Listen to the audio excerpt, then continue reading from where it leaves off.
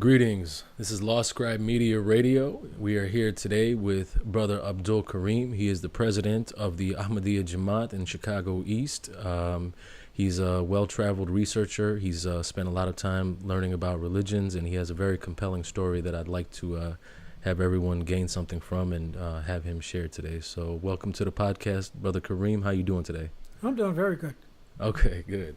One of the things that people don't know, a lot of changes have happened in the last several decades in technology, science, art, culture, and people don't know some of the more compelling stories of the past in terms of how people used to get information. For example, you had to read books or find someone who knew things, mentor type. And then the other thing is that people also don't understand how it was a little bit more difficult to gain accurate information and learning things. There was hurdles because now we have YouTube, now we have global technologies, PDFs, are available on just about everything, and it's easier to learn quicker now as opposed to before. So I wanted you to give us a little bit of a history in terms of your early youth and how you came to Islam. Assalamu alaikum. My name is Abdul Karim, and I would just like to kind of give you a little background. I would say how I came to Islam.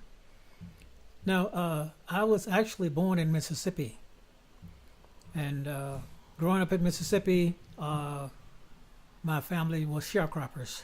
Okay.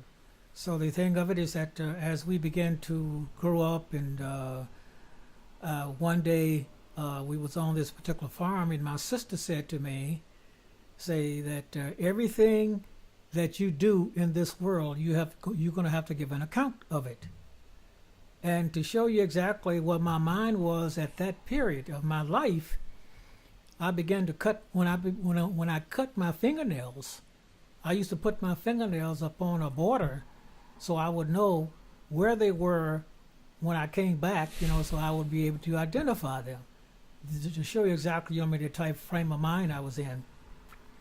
But anyway, after we had been in Mississippi for quite some time, one of my older brothers, had been to the military, and he came out, and he came to Chicago, and he began to work, and he went to Cohen Electrical College, and he opened up his own business.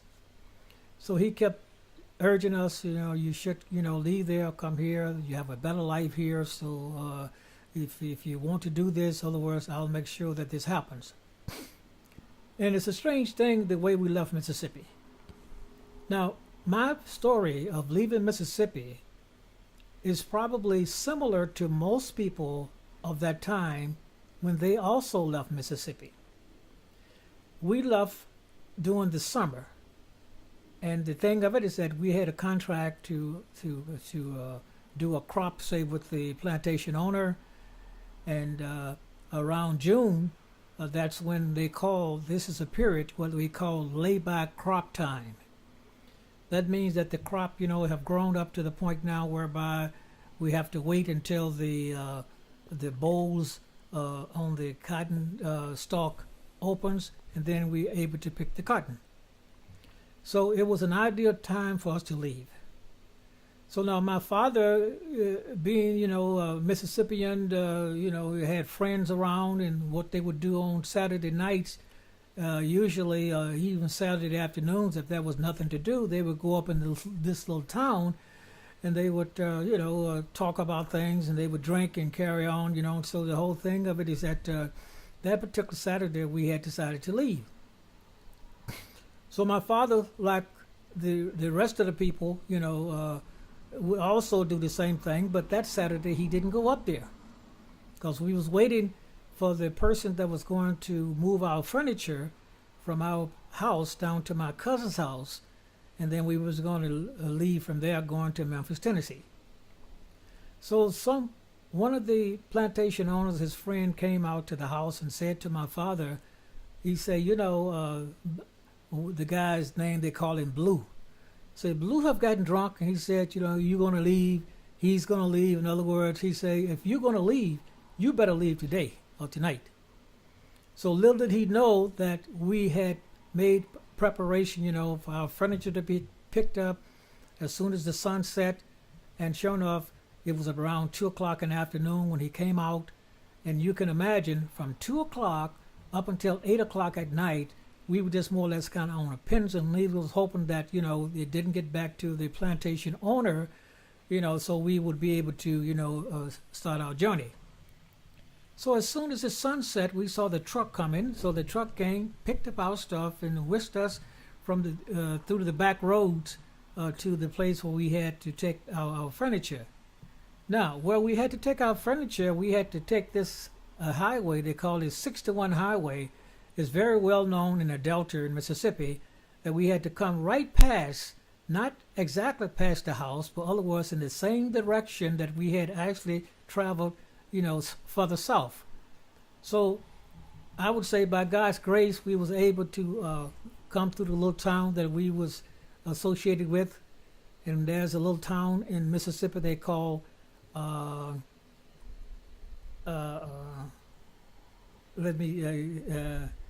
Bow. I wanted to get this thing straight, because what happened, Mount Bow was the only town in the area that was actually owned by blacks. The mayor was a black, the police department was a black. And what year was this? This year was in 1957. Okay.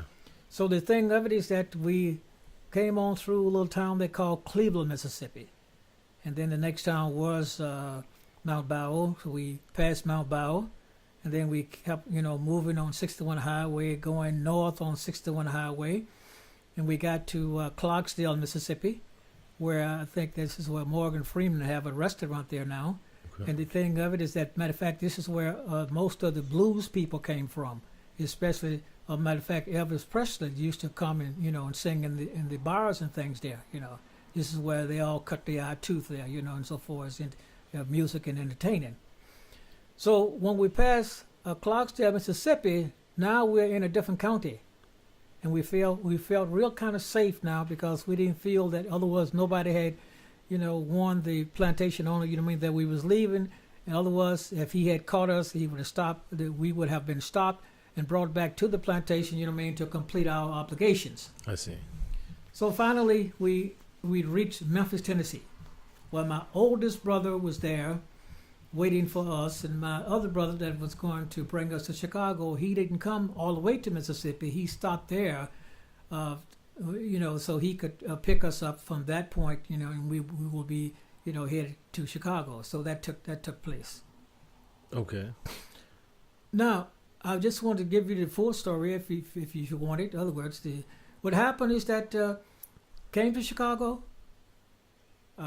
Hyde Park High School was the first school I went to in the city of Chicago. We lived in, matter of fact, we lived in the same block that Hyde Park High School was in, which was kind of unusual. But the point of it is that, let's face it, my brother, made sure, that we was comfortable. We was in a place, where we could more or less kind of flourish. After being there for a while, coming from a Christian background, Baptist, my mother said, said to me one day, when we was in Mississippi, you used to go to church every day, every Sunday. But now since you're here, you don't go anymore. And I said to her, I said, Mama, African American call their mothers Mama. So I said, Mama, when I find the religion that I think is true, I'm going to accept it, and I will not be a hypocrite. So that's how, my leaning toward Islam came about, because now I had to actually prove to my mother. You had made a decision that the Baptist Christian faith was not for you at that time. No, it was not, because it was so hypocritical. Okay. That's the only reason. I didn't have any type of philosophy, as to what the religion really taught, and this and that, and so far as saying that otherwise Jesus died on the cross and all this type stuff. That was not a real, problem with me. I didn't, I wasn't really ingrained into that philosophy. Okay. So the thing of it is that on 63rd Street, I used to see this person walking up and down 63rd Street. His name was Aminullah Khan. He was a missionary. He refused to go back to Pakistan because, let's face it, Pakistan being a backward country as it was. In other words, he had really adapted to the modern way, that America had, and he was comfortable with that. He had So assimilated in a sense. exactly, he had assimilated. Okay. Not only that is that there was a barber by the name of Sultan. I don't remember his last name, but anyway, he used to cut my hair. He was Muslim, so I was kind of fascinated because he had a beard, and he used to kind of give us some real good advice, about this and that and so on and so forth. So I kind of I didn't really engage him to find out what his teachings were, but the point of it is that I kind of admired him from a distance. After my high school, well, I didn't really finish high school. I was behind. I decided to drop out of high school, day school, and go to night school to get my high school diploma. Now, my family, not coming from an academic family or anything of that nature, didn't say to me, well, look, why don't you go and study for the GED? In other words, and get your GED, then in other words, you can go on to college, after that. And, I had no type of role models, or anybody encouraging me, to do things that really, was going to make my journey a little shorter than what, it was. Mm-hmm. So I went to high school. Night high school for 3 years. Finished. And then I decided that I was going to just not go for a semester, the fall semester, and decided, well, I'm going to go for the spring semester at Columbia College. Mm-hmm. During that time, now I am 22 years old. And during that time, the United States, the Kennedy and Khrushchev, was at each other. He had this shoe hitting the table talking about, and we'll bury you and all this type of stuff, And then they had begun to put missiles and things, say, in Cuba. Mm-hmm. So then the president responded in the sense that no, this cannot stand. You're going to have to get those missiles out of there. If you don't, let's face it, we will make sure that we will remove them ourselves. Mm-hmm. So it created a crisis. So during that period, I got drafted into the military. Now to show you what my thinking at the time is that I went to a cousin of mine's up in Michigan and stayed with them for about maybe a week or 2 weeks or so, and just to kind of contemplate as to really what my move was going to be, whether I should accept the draft or whether I was going to go to jail. So then I came to the conclusion. And this was in the backdrop of which war was this? That was the backdrop. As a matter of fact, I'm considered to be drafted under the Cuban crisis. Oh, okay. But the Vietnam thing was heating up. It Okay. hadn't gotten, into... Hadn't got there yet. Yeah, Okay. so the whole thing of it is that after that, I decided, well, I don't want to be locked up in jail. Okay. So I'm going to take my chances, in other words, and accept the draft. So I did. Okay. And the day that I was drafted, went to Fort Knox, Kentucky, that was the day that President Kennedy was shot. What day? November 22nd? November 63? 22nd, 1963. So the thing of it is that after that, I began to get a little rebellious, and they sent me to Aberdeen Proving Ground. They taught me my MOS was Ammunition Storage Specialist. And the thing of it is that it wasn't a type thing that I really was in a war situation. The MOS didn't cause me to be in a combat situation, but all was to supply the weapons and things, that the military, infantry, needed. Mm-hmm. So after that, going to France, after that I went to France. When I got to France, I rebelled. As a matter of fact, I decided one day when Reveille was called, you're supposed to get up, and salute the flag or put your hand on your heart or whatever the situation might be. I decided not to even stand. Okay. So now people looking at me, they wonder, what's going on with this guy. So when I first got there, I said to the first sergeant that I didn't feel comfortable around this ammunition. It made me nervous. So my background is that I had ulcers prior to going into the military. I cured myself of ulcers, so therefore I had a record, that I had some type of impairment, you know what I mean, that would not say lend itself, you know, for me to actually be around ammunition. So after about 6 months or so being there, they changed my MOS from 411.1, which was ammunition storage specialist, to 074. And that 074 was actually special services. So the only thing I did from that point on is ran the gymnasium, which nobody else wanted to do. And I served my time. I didn't have to wear the uniform. I didn't have to get up for reveille or anything like that in the military. So the thing of it is that when I first when I did my tour of duty, then I was discharged in October, about a month before, you know, after my time was up. So otherwise it was early, you know, departure. So coming back from the military, I had, you know, thoughts about really Islam and what it was about. It was about the Nation of Islam. As a matter of fact, while I was in the military, I wrote Elijah Muhammad. Okay. And he replied and said that, you know, that they didn't interfere with the military and that type of thing, but once I got out, otherwise for me to come and, you know, visit him. Okay. And this was 1960? This was 1965. 65. Okay. So now, I never went to visit him, but the thing of it is there were some of his members in the building that I was living in. So then they would give me the Muhammad Speaks, and I would read the paper, and in the back of the paper it was stating about the mothership and all that type thing, you know, the white man was a devil and all this type of stuff, you know what I mean, in there. But this was not attractive to me. What was not attractive about it? In other words, I'm saying to you is that I had an idea that we all was human beings. I didn't know it at the time, but in other words, later on, when I developed the concept that, in other words, in the Holy Quran, when God says the best among you is he who is most righteous. That's right. Meaning that, in other words, let's face it, regardless of what color you were, what nationality you were, whatever it was, whatever the situation might be, in other words, the best among men, human race, was the one say that was righteous.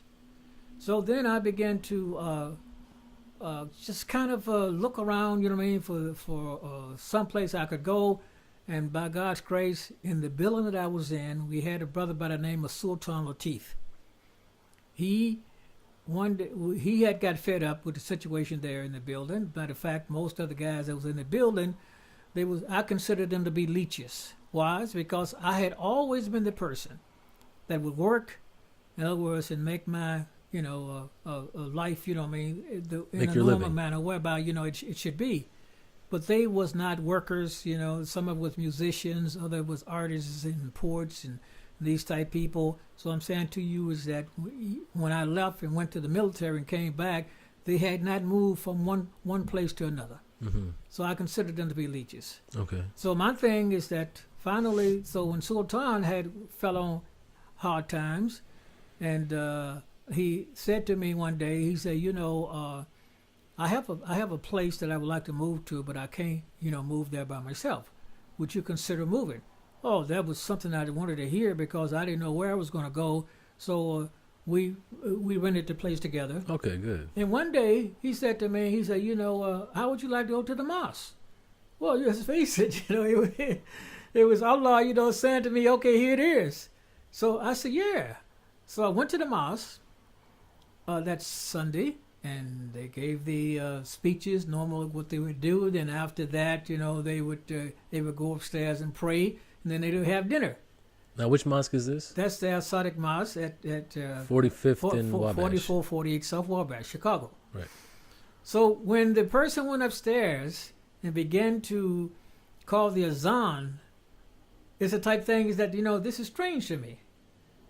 What was going through my mind is that this guy got to be crazy up there hollering like this. What he's hollering about? You know? So, in other words, when the program was all over, the azan was finished, they all went upstairs to pray, and I went up with them and joined in the line. You know, I didn't know what I was saying, but I was just, you know, just a part of the, you know, program, you know, as it was. Then I was brought downstairs, and food was served. In other words, we ate the food, and I left. I had my car. Sultan had his car, and he had asked me, "What do you think?" Then I said to him, I say, "What was that guy's? What was he hollering about up there? Allahu Akbar, Allahu Akbar." He said, "Oh," he said, "Allah is the greatest." I said, "Oh, is that what Muhammad Ali says?" Because Muhammad Ali, was quite famous. Yep. That's what he said. He said, "Oh yeah, that's what it was." So at that point, I began to embrace the teachings by getting books, reading, and I began to frequent the mosque quite frequently. What were some of the first few books that you read? One of the first books, I don't know, to be honest with you, I can't tell you the first book I read, but I can tell you the books that really influenced me. Okay. One of the books that influenced me was Islam in Africa. It was written by the late Sheikh Mubarak Ahmed. He was a missionary in Africa.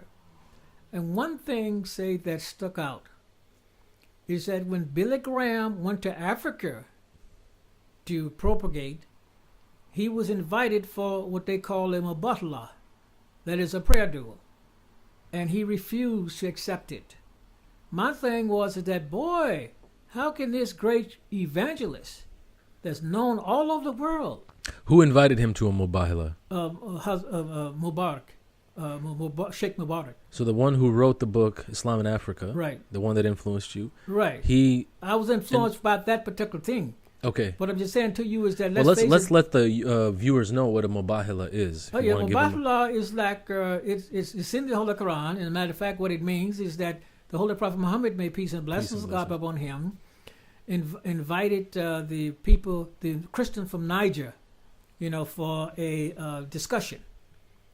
And then they had wanted to go out someplace and have their services. So he said to them, "You don't have to go out for services. You can have your services right here in the mosque." That's right. So the whole thing of it is that they did not accept the mubahala, but the whole thing of it is that what you really look at it from this perspective, is that the mubahala really consists of you praying to God, your opponent praying to God, and let Allah make the decision in the matter. Between the truthfulness of the the truthfulness of the individuals, that was asking for prayer from God. Essentially looking for a sign of God's approval of one or the other. Yeah. Because two people have opposing ideas in a religious matter. Exactly. Sure. So that was one of the books. So Sheikh Mubarak Ahmed, he asked Billy Graham to engage in a mubahala to find out the truth between Islam and Christianity, essentially. Right, exactly. Okay. And right, then sure. Billy Graham openly refused. Okay. Right, sure. Now, another thing that happened is that another book that I had read was Islam and Slavery. Okay. Not Islam in slavery, but Islam and slavery. Okay. Now, when I began to read that particular book, it was written by our second Caliph's brother, and he was making a comparison as to how the slaves was freed in the United States as opposed to how the slaves was freed during the time of the Holy Prophet Muhammad. And the thing of it is that I look at it in this sense, is that how the slaves was freed in Islamic times during the time of the Holy Prophet Muhammad, may peace and blessings go upon him, he made sure that they were able to go out and in other words, and make it on their own. They was given skills or whatever they needed, to actually make their way, through life. But in the Emancipation Proclamation, what happened is that they just freed the slaves. You're free. Now, when you look at it from that standpoint, you look at it from the standpoint of locking an animal up in a cage or something. When you let the animal out, what happens? The animal just take off. The animal just take off and run, with no direction. So this is what happened during the time of the Emancipation Proclamation.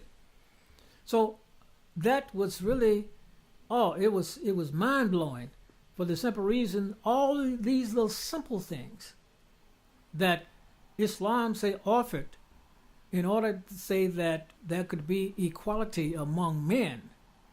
The other civilizations races of people, you know what I mean, that had people under this type of yoke, they did not apply those same principles. Now, this is a very, very important point. And the reason why is because Islam is still considered amongst Orientalist scholars to be one of the religions that, quote unquote, allows slavery. And it's very important to understand the context in which that form of slavery took place. Because one of the things that happened is that people, number one, inherited slaves. Number two, they were not bred, based on physical characteristics or strength or any of those other things. And then when he came, there was pretty much every excuse given to free the slave. But the difference is that the quality was different. And the other issue is that it was such an intrinsic part of the economy, slave ownership and slave labor, that if you had given them emancipation, like you're just expounding on right now, they wouldn't have had a mechanism for them to contribute to society and uphold their own standard of living themselves. Well, the economy would have collapsed. That's right. That's the whole idea. Right. See, the thing of it is that, yes, the Holy Quran speaks of the freedom of slavery, but not in the sense, that it's all just a stroke of a pen. It's not one. Yeah, right. It's not one. It's a gradual thing, right, until such time whereby each people are able, to make it on their own. Right, and then they have their own personal dignity as a result. Exactly, right. It's not so much that, because then if you're an ex-slave who's happened to be free, but you're a beggar or you don't have a way to sustain yourself, then it's not necessarily that much different from slavery to begin with. In fact, slavery you can argue would be a good thing in that context because at least you're getting a provision for your sustenance. Exactly, sure. So reading that book, Islam and Slavery, like I said, had a profound effect on me. I'm being an African American coming from that type background, but it was now I'm looking at something, that I consider to be pure and would be worthwhile in order to say that gradually people, like me, of my race, could eventually, become self-sufficient. In other words, and be supporters of society. This is how I looked at it. So, many other things that I've read, matter of fact, one of the books, the philosophy of the teachings of Islam that was written by our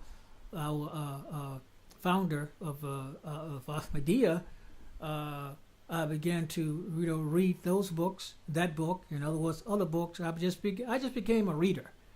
So then I somewhat, just kind of, gradually, reached out, grabbed a hold of Islam and began to embrace it. In other words, that was in 1966, part of 65, but 66. In other words, from then on, I have not let it go. I'm still holding on to Islam. Okay. Now, at that time, there was a lot of things going on politically. There was a civil rights movement and things like that. And also, the Ahmadiyya movement had a significant role in the process by which the Nation of Islam was created, the Garvey movement.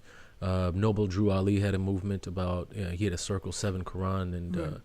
And so all of these things started happening where the identity of being black in America or African American in America, it started changing, and exactly. And they started to absorb different identities. There's some historians who have written about this extensively, but early in the 1900s, there was a lot of African Americans who decided to take on Muslim names and grow their beards out and change their dress. And they were actually treated differently by the racist dominant white society because they thought, oh, these are Moors, or they have civilization, or they have something like that. And so certain African Americans who didn't really know much about religion or anything else, they just knew that they would get treated differently if they absorbed some element to that.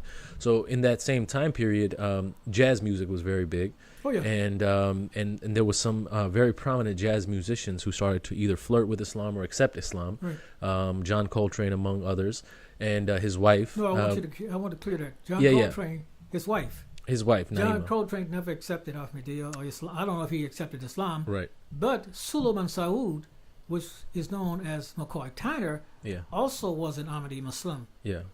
Art Blakey, the jazz drummer, Who started the Messengers. Yeah, right. He was an Ahmadi Muslim. There was others Talib Daoud. Talib Daoud, Shahib Shahab. As a matter of fact, I met a missionary last night, and he remembered Shahib Shahab because he was there in Europe. You know, he left. I don't know if he left the country to go to Europe, but he knew him. He asked me about him personally. About him, Shahib Shahab. Okay. Ahmad Jamal. Yeah, he was one. You know. Yusuf Lateef. God rest his soul. So I'm just saying to you is that there was many that had begun to embrace Islam, but unfortunately, you know, because of the environment they were in, it's kind of, you know, some of them stayed, some of them didn't. Yusuf is the one that stayed. And progressed. And you had he won Ahmad a Grammy Jamal, Award later. He stayed. I'm just speaking of two that I know personally that stayed.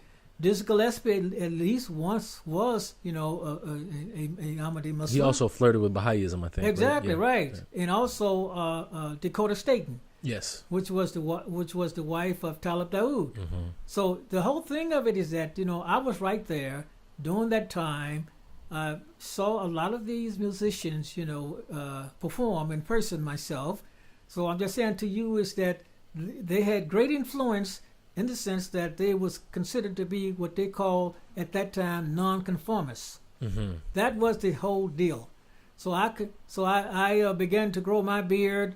I began to wear, you know, different type clothes and that type thing. In other words, to be distinguished. Yes. I mean, from the rest of the people. So, in other words, Islam, you know, had such an effect, say, on individuals, you know, that it gave them individuality. That's right. And that's a misconception about Islam. A lot of people think that Islam mandates conformism, and it doesn't. No. It's unfortunate that certain pockets of Muslims, you know, certain Sunnis, certain Shias, they dress exactly the same, they look exactly the same, and they feel that they need to because as a religious obligation. But in Islam, that's not the case. In Islam, the individual is very primary. It lends more to a capitalist society than a social than a communist society, because in a communist society, anyone who raises their head up above and thinks that they're better or different or whatever gets their head cut off essentially, because you know it's all about the collective. It's not about the individual. But Islam really allows individuals to express themselves in a very unique way, and you know that feels comfortable to them and their particular soul and how they, you know, view the world. Tell us a little bit more about the Islamic influence on the culture and the music of jazz. Meaning these jazz musicians, as they you know, read more about Islam and adopted some of the Islamic traits and, you know, learned some of those things, they started changing the way they communicated. They changed the way their music changed a little bit, and it became a very attractive thing. And people, they were almost like ambassadors of Islam, because people were so taken up by their, not only the difference in the way they sounded, but also the cultural effect of, you know, having these distinguished identities, you know, in the Jim Crow era, or even in the you know, civil rights era. Right. I think what people should do, the late brother Rashid Ahmed, that just passed away about a year and a half ago, 2 years ago. Before he passed away, Nasser Shams actually sit with him, and he have a book out. That's right. The name of the book is Perseverance. Yep. And the thing of it is that I would like to say that in order for you to actually understand me as an African American, you also should look at the African American experience. Now, when you read that book, in the very beginning, he began to explain about, you know, how, you know, him coming from St. Louis and growing up, you know, in that type of atmosphere, the African American, you know, type atmosphere, you know, how individuals such as his father, you know, he was an individual, and he was influenced somewhat by his father. So the thing of it is that Islam teaches that each individual have their own individuality. But the point of it is that we all have one thing in common. We must subsist in a system that God have made in order to say that we all can share together. We are interdependent on each other. That's right. And if you don't have that reality, then the thing of it is that it's like you were saying, is that, okay, well, I'm a Muslim now, so I have to wear this. I'm a Muslim now, so I have to wear that. I have to eat this type of food. I have to eat that type of food. Well, naturally, we know that, Muslims don't eat pork. May even have to, come to the mosque on a camel, because that's what the Prophet did. Yeah, exactly. So I'm just saying to you is that, let's face it, this individuality doesn't mean that you don't actually conform to the system that God say have established. Everybody shares in that, and you have to be able, in order, say, to be a complete human being, is to be able, say, to adapt. To that. You don't go against that, because then what you're doing, you're going against a natural system that have been put in place, say, for you to subsist. In other words, and be a whole individual. But you can have your individuality, but the thing of it is that you must be able, say, to coalesce, more or less be a part of a society. Okay, so what would you say was the effect of Islam on their culture and their music? I think what happens is that one thing is that, insofar as Islam, we know that when you read the Holy Quran, it's read in a melodious manner.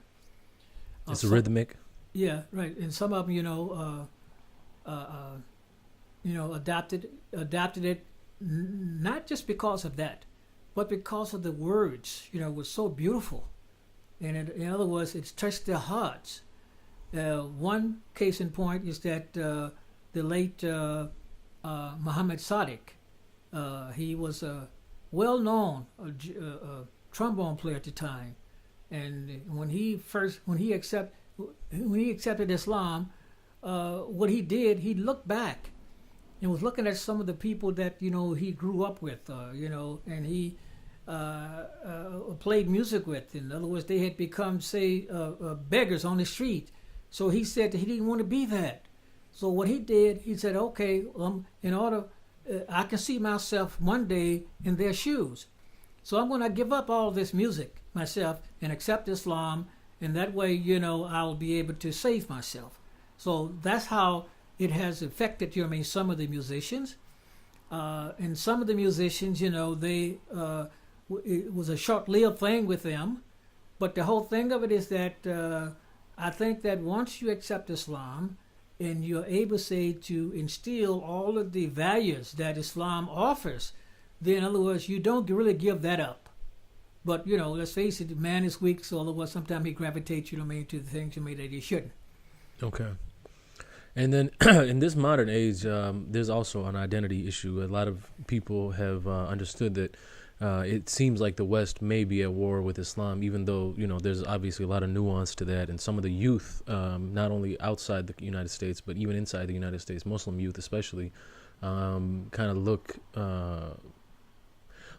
at, these wars that are happening as if there are wars with Islam.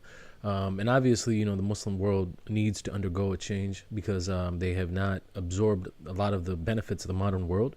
There's a story out there that, when the Saudis first found out about the telephone, they thought it was the creation of the devil. Yeah. And exactly. what happened was until somebody had the foresight and the intuition to do the adhan through the phone to show them that, no, this is a mechanism and it can be used for good and bad, Sure. Just like you can hunt a deer with a rifle and you can also kill a human being with a rifle, Right. innocent Sure. human being. So it's just a means. They've been lagging behind, and one of the things they've lagged behind in is science Right. and technology and the They adoption of those. They used to be the leaders. They used to be the leaders in science. That's right. And this was in Andalusia in Spain, in the Moorish empire that was built there. And it was a very pluralistic society ahead of Europe. They had running water, they had lights. And also, Christians, Jews, and Muslims, they all lived in peace for the most part in that era. And there was a lot of benefits to living under an Islamic empire. And that's why a lot of people gravitated to that, especially the knowledge. There was a lot of knowledge being gained. There was books on just about every subject. And it was basically the light of the world. And then with Ferdinand and Isabella, they, not only were Jews removed from the area, but definitely Muslims were as well. Some of the Jews, they they became Christian, quote Right. unquote, or they became baptized. But either way, loss, in a sense, of having that empire and having that be a focal point of the Islamic world, ever since then, in a lot of ways, it's been a deterioration process. I'd like to say this.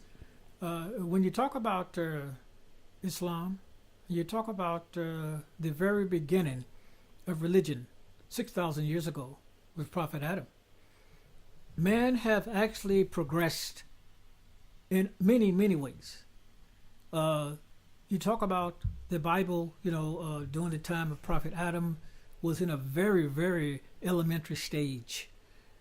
As man began to grow, in other words, he began to evolve and began to learn more and more and more about things, of the world. And we find ourselves in a situation now that, and I'm going to say that we as Ahmadi Muslims believe that what happens is that we definitely believe in prophecy. We believe in prophets that was to come, that was prophesied by other prophets. And usually when a prophet appears on the face of the earth, regardless of where he's from, he's always going to be rejected. That's just a given.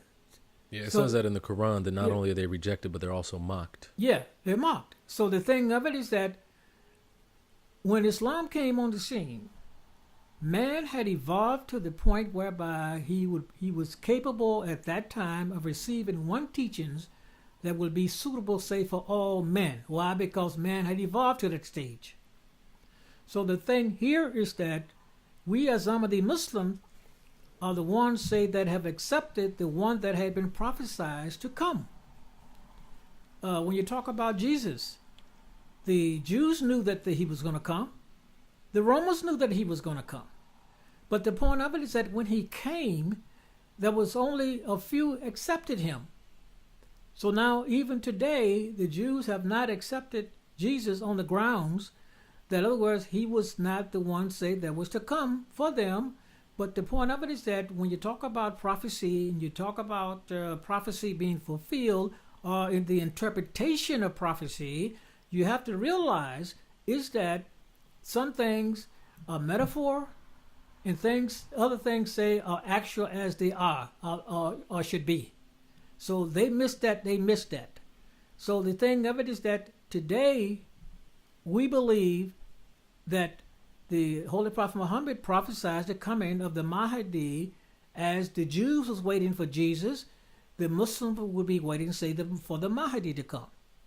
And he said that in the latter days, when the Messiah come, they would act just like the Jews. The Jews were broken up into 72 parts. Islam would be broken up into 73 parts. And there would only be one, say, that really would be on the right track. Now, let's say for instance, for the sake of argument, when Jesus came, all those 72 sects, at that time there was only 2 tribes in Palestine, so otherwise the others had migrated or had been sold into slavery. Mm-hmm. So the thing of it is that Judah and Benjamin were remaining. Yeah. So what you really look at here is that if, for the sake of argument, one of those tribes had been correct, then there wouldn't have been no need, say, for Jesus to come. That's right. The same thing in the case, say, of Islam. If the Muslims had not gone astray, and say, for instance, there was no need, say, for anyone, say, to come to correct them, then I'm saying here's that the Messiah would never have appeared. But the point of it is that because they had gone astray, and like the days of old, a prophet had to come, say, to correct the situation, the Mahdi that was to appear for the Muslims was also there, say, to correct them. And they acted just as the people of old. They rejected him. So the thing of it is that we believe that he was the Mahdi to come. He came in. He was the 73rd sect. He was independent of all the rest of the groups. And the thing of it is that not only that, is that there is a hadith to the effect that the reinstitution of Khilafah would be based on the precept of prophethood. Mm-hmm. Now, we as Ahmadi Muslims also believe that, in other words, the second, not only the second, the second coming, say, of the Caliphate have already took place. And how do we justify that? We justify this on the grounds that Hazrat Mirza Ghulam Ahmad claimed to be a Nabi. Now, that is in fulfillment of the prophecy of the Holy Prophet Muhammad. May peace and blessings of God be upon him.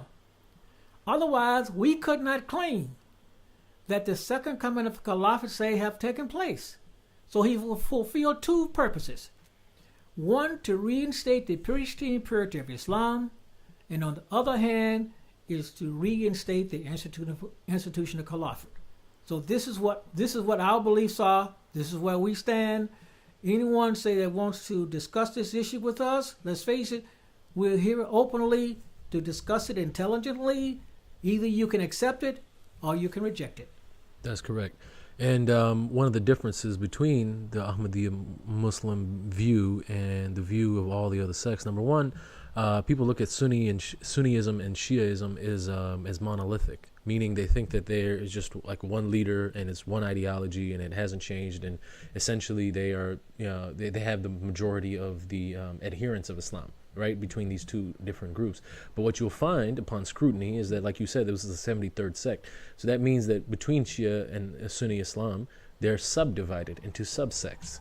And so within that, they don't really have one leader amongst the Shias are a little bit more organized. They have, certain individual scholars and certain ayatollahs, for example, that, they accept the edicts of. But for the Sunnis, who are, more adamantly against us, they have no leadership whatsoever, and they haven't for a very long time. Sure. And there's a difference, like you say, there's a difference, say, between the Shiites. So the whole thing of it is that since there's not one head that speaks, say, for the entire world. Not only is it for the entire world of Sunni or Shia Islam, but not only within that, but even within a country. Sometimes, in many cases, they don't have one leader, or even in sometimes a city, they don't have one leader. They have leaders all over the place. And like it says in the Quran, hold fast to the rope of Allah, of Allah in that case being the Khilafat, because Khilafat is successorship and it basically comes from a prophet, and it's in the prophet's name, right? And these are divine leaders who are basically there to create a community and grow the community and keep the community on the right track. And there's one thing I would like to say here. And I think that Allah have shown us in His creation that, in other words, you can't have two or three heads. That's right. The thing of it is that if you talk about Trinity, right, Father, Son, and the Holy Spirit, let's face it, the question was asked, are they equal? They say, yes, they're equal. Then what's the need of having three? And the thing of it is that, let's say, for instance, there were three, and they had the equal power. Suppose this particular power, or whatever, wanted to do this, but the other power did want to do something different. That's right. So the whole idea there is that there would be conflict. So God have shown in his creation the oneness. We have one sun, we have one moon. When you look at it, say from the standpoint of people, you have one leader, you have one president. And the thing of it is that when you look at it, in other words, in the city, you have one mayor.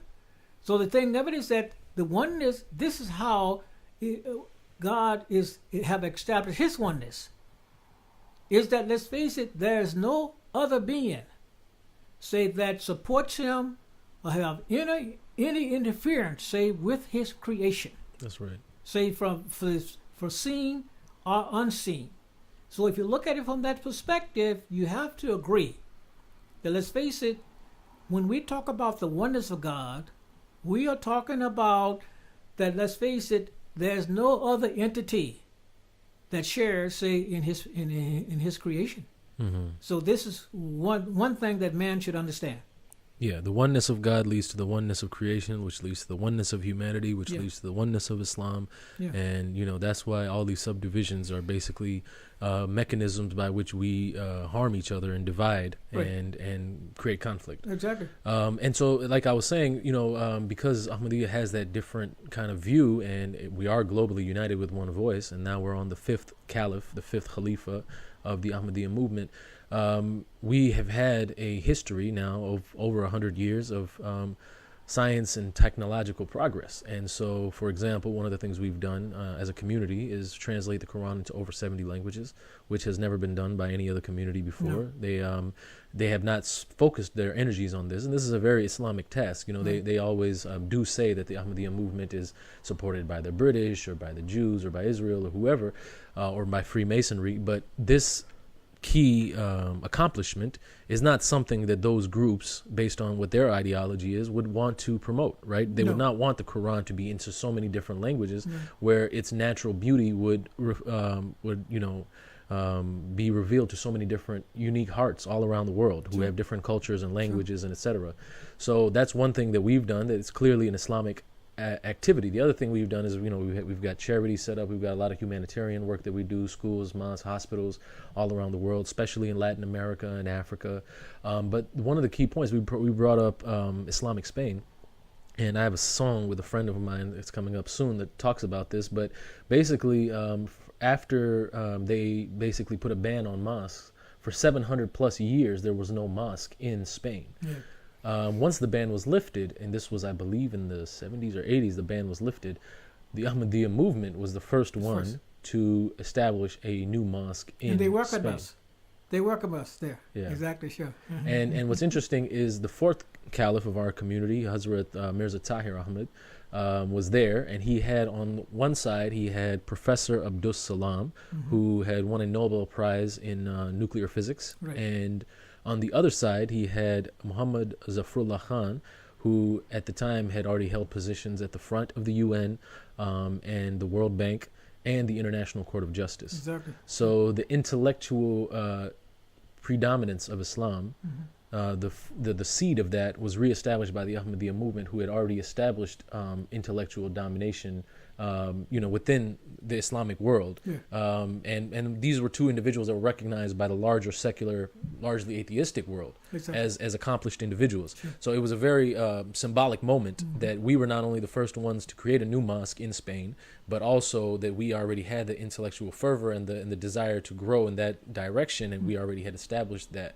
In a certain sense. So there's a lot of key distinctive features of Ahmadiyya Islam that, a lot of people haven't scrutinized and looked at thoroughly. And one of the other things is that from a literature perspective, in the early 1900s in the United States, the Ahmadiyya movement was the one that had the Qurans published and all the different discourses in terms of debating with Christians, for example, because this is a Christian country at the time, especially. And so we had already kind of created an intellectual battleground for individuals to absorb Islam and then have the proper weaponry to deal with all the other religions in terms of, the intellectual and the logical and the rational and also the prophetic, because we have prophecies in the Bible. We don't have to go to the Quran to establish the truth of Islam, because there are prophecies that still remain in the interpolated Bible that reveal that Islam is the ultimate truth. And so the other thing that people also forget, and this is people who are not necessarily Muslims or people who maybe don't even have much involvement with religion or interreligious discussion, is that they think Islam is a separate religion. But really the way Islam looks at itself is the summit of religious evolution, essentially. So all the other religions, like even Confucianism, Buddhism, Taoism, and Zoroastrianism, all of these religions we believe were truly Islam, really. And Islam simply means... All of them came from God, and they all taught one thing. Right. The oneness of God. That's right. And Islam means peace through submission to the will of God. Right. I'd like to say this, if I may. I think one of the biggest problems throughout the world, not to say that people all of a sudden just going to rush to Islam, is that they don't understand really what our teachings are. Now, we have in Islam what they call the 5 pillars. First of all, we believe in God. We don't believe in the oneness of God. We believe in God. We believe in God, in the oneness of God. In other words, we don't. We know that, let's face it, that He is the sole creator and sustainer of the heavens and earth. And then we believe in prayer. If we have a problem, because although we pray every day, but the whole thing of it is that there's a need, say, for a person to pray 5 times a day, because let's face it, in between each prayer, let's face it, a person has something to pray for. Trials and tribulations of life. Exactly. Right. Now, then in other words, we believe that we should also share the bounties that God have bestowed upon us. we believe that we should share, which is called zakat. Mm-hmm. So we give that, for the less fortunate people, and then we do what the prophets of God have always done throughout the ages. They fast. That's right. We fast on the month of Ramadan, and the purpose for the fast is that to hopefully that we can come closer to God. Okay? And then the last pillar of Islam, which would be making the Hajj. To make the Hajj, to go there once in your lifetime, if you can afford, whereby you will see people, say, from all countries, all type of backgrounds. In other words, you can share in each other's, experiences and talk about, things, that would be a benefit, say, to both of us. That's the thing, say, that people don't realize. And, it reflects the oneness of humanity when you go there, and it's an experience of the oneness of humanity. And in fact, that's one of the things that led Malcolm away from the Nation of Islam. Exactly right. Because once he went there and he realized that no, not all white people are devils or anything like that. And, the color of skin is really irrelevant in Islam anyway. And here you have brotherhood that spans all the colors, from the darkest to the lightest. And that's one of the things that Islam has to offer the world, because right now we're in a state of conflict with just about every people's, and every people want to assert their right and their needs and their requirements, etc.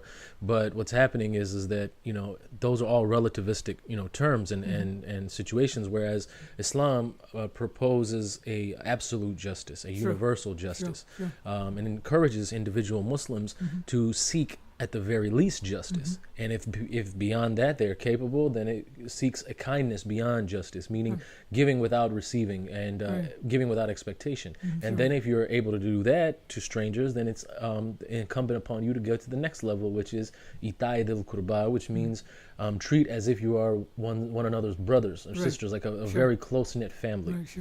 So another thing too, I'd like to just while I have this thought pattern when I said that people don't know what the teachings of Islam is. Now, we have in Islam what you call 6 articles of faith. First of all, we believe in God. There's none worthy of worship but the Creator, our Allah. And we also believe that the Holy Prophet Muhammad was his prophet, just like all other prophets. And we do believe in all other prophets. That's right. The Holy Prophet Muhammad have said that there has been 224,000 prophets that have appeared on the face of the earth. Some we know, some we don't know. We only can identify 24 prophets in the Holy Quran. Now, we also believe in his books. Whatever books that was sent down, say, to those prophets in their pristine purity, we have to accept them as they were. But man came in other words, interrupted, the truth, the purity, of the teachings. So therefore, different things, began to be entertained, and so on and so forth. Then we believe in angels. We believe that the Archangel Gabriel is the major angel. He's the one that actually descends on the prophets and give them the message that God want them to convey to the people. And I want to say a little more about angels, in the sense that, let's face it, when you look at angels, in the sense that, let's face it, in the term of law, there are laws that are in operation in this particular universe, say, that is controlled by angels. To give example, if a person put his hand over the fire, what's happened? He's going to get burnt.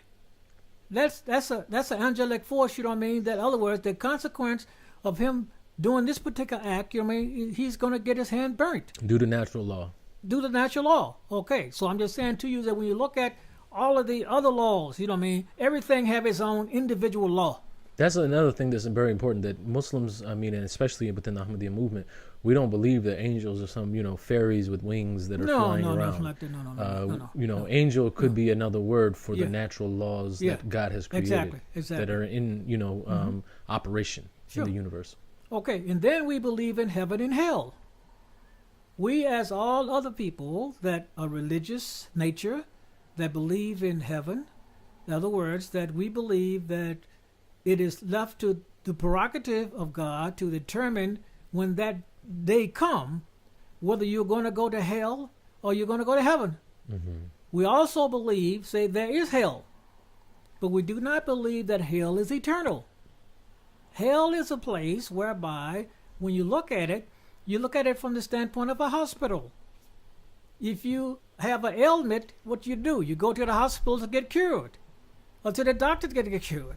Now, once you're cured, now you can come back, as a cured person and resume your activity in society. So that was the sayings of the Holy Prophet Muhammad, that to the effect that one day he said the gates of hell will be locked. Nobody will be there. Why? Because they will have been purified, and now, they are capable, of going to the heavens. And then we believe in predestination. And I like to give it in this sense. Predestination is a type thing that whatever you're going to reap what you sow. Now, give an example. I like to give the example, say, of Prophet Noah. When God sent Prophet Noah to his people to preach to them, they rejected him. And he said, in other words, if they do not accept me, I'm going to punish them. So as he began to preach and time passed, God said, okay, enough is enough. Build an ark. And those people said they come into the ark, would be saved. The others will be drowned. Even his son was drowned as a result, of not coming into the ark, with him. Then let's take another scenario. Look at the people when they began to question Jesus. Oh master, show us a sign. And what did he say? There'll only be one sign given. Just as Jonah was in the belly of the whale for 3 days and 3 nights, so shall the Son of Man be in the heart of the earth for 3 days and 3 nights. He was giving them, how similar that was going to be. Jonah went into the belly of the whale alive. He came out alive. Jesus went, say, into the tomb that was hewed out in there in the rocks, that was actually Joseph's burial place. He went in alive. He came out alive. The Bible, we can prove that, say, from the Bible. Mm-hmm. Why? It's because the point of it is that when Nicodemus saw blood and water gushing from the wound that the soldier had pierced, Jesus' body, he was the modern medicine man, and he determined, otherwise, he's not dead. So what did he do? He sent Joseph to Pilate to ask for his body. And the type things they put on his body was not stuff, that you put on a dead man's body, but in other words, with the stuff that you would put on to heal. Right. There was 2 different types of ointments at the time, and one was to embalm a body that was dead, right, and the other one was to heal a live body. Exactly. So I'm saying to you, not only that, later on, Jesus, when he finally made his escape from there, went on to meet his disciples. And the thing of it is that, especially in the Christian society, they talk about doubting Thomas. Thomas didn't believe it was him. Mm-hmm. So what did he say? He said, look at my hands. Well, they pierced my hands, on the cross. He said, I'm not a ghost. I'm hungry. And they gave him fish and honeycomb. That's right. So the thing of it is that what I'm saying basically is, let's face it, the people of Noah continue to reject him, but the people of Jonah, but the people of Jonah, when he actually had came back to the place and was puked out, say, by the well, he went back to his people, he preached to his people, and they accepted him. So that's the 2 things. Reaping what you sow, as I stated before, is that if you don't accept a thing, let's face it, the consequence will be of such. If you do accept the thing, the consequence will be of such. That's right. So the whole thing, what I'm saying here is that we believe in predestination is that once we say to people, look, we haven't died, we haven't gone to heaven, anything like this, but let's face it, you should look at the life that you're living now to see how you can relate that, say, to the afterlife by saying, look, if I continue to be the way I am, in other words, I'm going to have some bad consequences. But if I don't, let's face it, good consequences, will come about. So this is the 5th article, pillar, the fifth articles of faith that people should consider. In other words, it's nothing complicated about it. The whole thing of it is that nobody have actually went to heaven. In other words, have come back and explained why, what it's all about. But the thing of it is that, let's face it, how do we believe that these things are going to come true as as we believe? Is that because the prophets of God from time to time have proven to us about things, say, that we should be doing or things that we should not be doing. In other words, we can see the actual consequences, say, of the things, say, here on earth. Absolutely. And in the modern context, if you look at today, we see the world that's very, very divided. And what can Islam offer them, number one?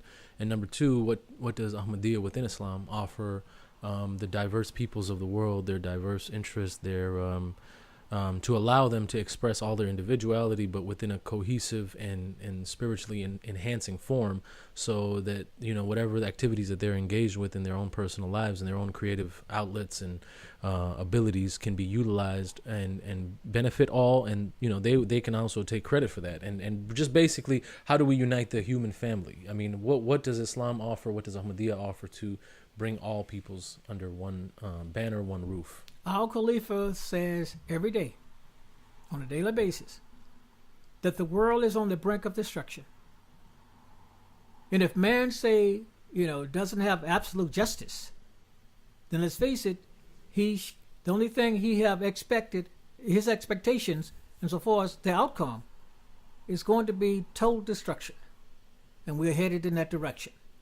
So the only thing I can say is that from time to time, our Khalifa, is speaking to heads of states, scholars, religious people, other type people, and telling them exactly where the world is today, where we stand in the world today, and if they do not amend their ways, let's face it, they're doomed to destruction. And that is done on a daily basis. So the thing of it is that we can't make people, because there's no compulsion in religion. Right is distinct from wrong, and if you don't say, if you don't have your head screwed on, proper in this day and age, let's face it. Then let's face it, like I say, predestination in the sense that, let's face it, if you continue in the direction that you're going, you are on a path of destruction. But if you change your course, and let's face it, then in other words, you do have a chance. But unfortunately, man is a type human being, say type entity. In other words, that he's given a choice. Either he can accept or he can reject. Everyone has that choice. So either you can believe or you can disbelieve. So this is, the nutshell, Accept to the benefit of your own soul, or reject to the detriment of your own soul. Exactly right. So if man don't change his ways, let's face it, he's on a course of destruction. Now, one of the things that people may allege is that all the religions say the same thing, and that, Christians are saying the same thing, and maybe even Jews or whoever else are maybe saying the same things about peace and about unity, about love, about our natural brotherhood and unity. What can you give us some more details about the Ahmadiyya movement specifically, and what we've done to create peace among societies outside of the community, meaning people who are not yet Ahmadi Muslims, for example? I mean, what we do in Africa or Latin America, or even here in the U.S. when there's a disaster. So just give us some details. And also specifically here in Chicago, we recently purchased a very large property. It was a school that was abandoned, McCorkle School in the south side of Chicago, at 44th and State. And so tell us what plans we have for that, and then also what we're doing on a global scale as it relates to aiding and helping humanity. Humanity is humanity. We do not discriminate between white, black, blue, red, brown, or whoever they might be. We do not discriminate, say, if a person is a Christian, he's a Jew, or he's other type of religion. We don't care about that. That's not our concern. Our concern is to give help, say, to the needy, regardless of what, who you are. As you alluded to, we have a school on the south side of Chicago, 44th and State. We have opened our doors, say, for all people to come. And what kind of services are we going to have there? The services that we will be having is we will be, hopefully in the near future, we will have a soup kitchen, say, for the hungry. We will establish, say, a medical center there, say, for screening people. We want to establish some educational programs, for people there. And I hope this year that hopefully that we'll be able to, people in the neighborhood be able to do their taxes free.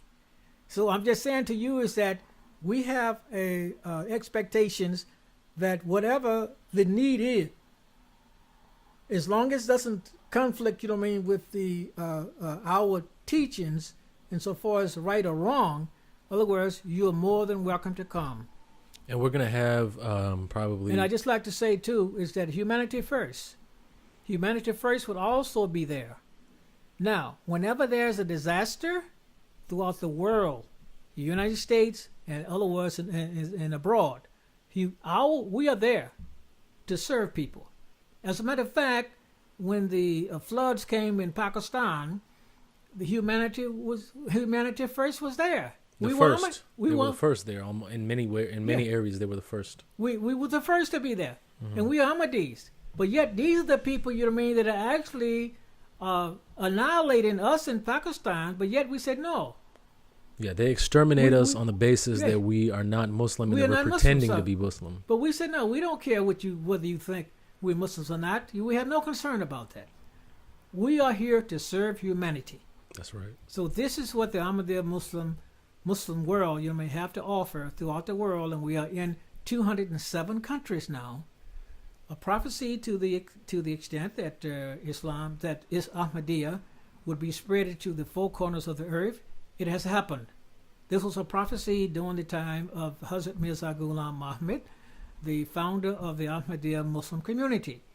And I'm saying to you is that within itself shows that he said that he was from God. God communicated to him that he will cause his message, say, to go to the farthest corners of the earth. And we have actually accomplished that, so far. All right. Well, I do appreciate you coming on to the show today. We definitely should do this again in the future. There was a lot of insights that I hope some of the viewers gained today. Again, if you're local, if you're in Chicago, you can always visit us at 4448 South Wabash. That's our current mosque. And then we also have a community center. It's going to be called Sadiq Community Center. That, as he detailed, we have soup kitchens that we'll be establishing, clothing drives. We're going to have a place for mentorship. So some of the individuals from the community who have excelled in certain areas of life will be able to give their wisdom and their experiences and expertise to younger kids to take advantage of. We're also going to create a library there, and you'll be able to get access to a variety of different books on many, many different subjects. So it's basically going to be a very useful place to come to in Bronzeville in Chicago. And hopefully we can resurrect the neighborhood. And it seems like it's starting to happen. I mean, we have a little bit of outside investment coming in the area, and some, bigger chain grocery stores. And the area is becoming a little nicer. So it's going to be nice to have a community center within a block of the mosque, the historic mosque, the first missionary mosque in the United States in 1920, when we had a missionary, Mufti Muhammad Sadiq, come to the United States, and he converted over 700 people, I believe, in a very, very short period of time, 2 years, and from all different walks of life. There was white Americans, there was black Americans, there was individuals from other backgrounds as well. They were all represented in the community. And anybody that's looking for more information, you can, reach out to us. This is the Ahmadiyya community in the south side of Chicago. And we look forward to engaging with you and working with you for a better world. So again, Abdul Karim, thank you so much. And I'd like to have you on the show again at some point. And if you have any closing thoughts. Thanks for having me. I'd just like to say that you can actually observe the Ahmadiyya Muslim community on MTA. It's www.mta.tv. You can actually see a live broadcast there. You also can observe us on the LSM.org. So the thing of it is that you can come directly to the mosque. and inquire about what time we have services. Matter of fact, we have services on Friday, every Friday at 1 o'clock. And then we also have services, programs, through the weekend on Saturdays and Sundays. So the thing of it is that it's not, all you have to do is look in the telephone directory. We're there. Our telephone number is there. Our address is there. So it's not hard. We're not hard to find. That's right. So I'd just like to thank, Mr. Naveed, for inviting me here today. And hopefully that I'll be able to come again and share whatever information that I have with you. All right. Thank you very much. Thank you very much.